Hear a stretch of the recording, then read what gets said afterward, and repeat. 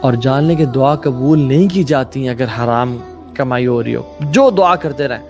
اللہ کی فرمایا ایک حدیث صحیح حدیث میں ایک شخص ٹریول کر رہا ہوتا ہے, یعنی ٹریولنگ کے دوران دعا قبول ہوتی ہے. ٹریول کر رہا ہے, بال بکھرے ہوئے ہیں, ہاتھ اٹھاتا ہے آسمان کی طرف, کہتا ہے یا رب یا رب, ومطعمه حرام ومشربه حرام وملبسه حرام وغذي بالحرام فأنا يستجاب لذلك.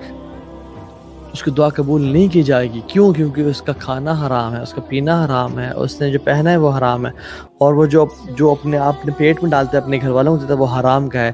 فأنا يستجاب لذلك. کیسے دعا قبول ہوگی اس بندے کی؟ حالانکہ اس میں 3-4 اللہ کی نے کیوں فرمایا اس کی حالت کا؟ سفر کر رہا ہے, سفر میں دعا قبول ہوتی ہے. شدید سواد الشعر, اس کے بال بکھرے ہوئے ہیں, مٹی ہیں, ہیومیلٹی کی حالت, دعا قبول ہوتی ہے. ہاتھ آسمان کی طرف اٹھا رہا ہے اللہ کے سامنے, دعا قبول ہوتی ہے ہاتھ اٹھانے سے. اور یا رب کہہ رہا ہے, اللہ کے ناموں کو پکار رہا ہے, دعا قبول ہوتی ہے. لیکن کیسے دعا قبول ہو جب سے کھانا پینا ہی حرام کا ہے؟ تو اللہ سے دعا ہے اللہم اکفنی بحلالک عن حرامک واغننا بفضلک من سواک. یا اللہ, یہ دعا کو یاد کر لیں, اس دعا کو یاد کر لیں.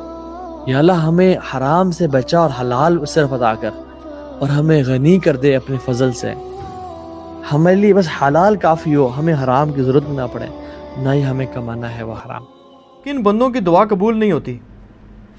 یہ سوال ہے؟ جی سوال ہے.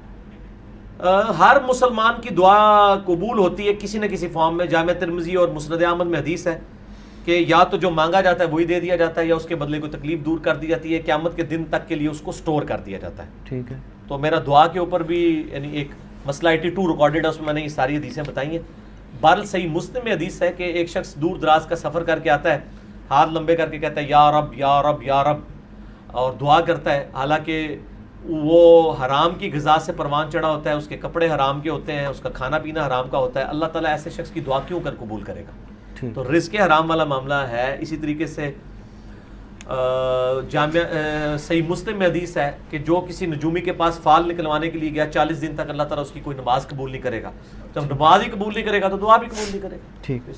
اچھا ایک سوال ہے جی کہ دھوکے, ایک حدیث میں تو حضور نے یہ فرمایا ہے اللہ تعالیٰ 3 اشخاص کی وہ کتنی ہی فریاد کرے ان کی فریاد سنتا ہی نہیں.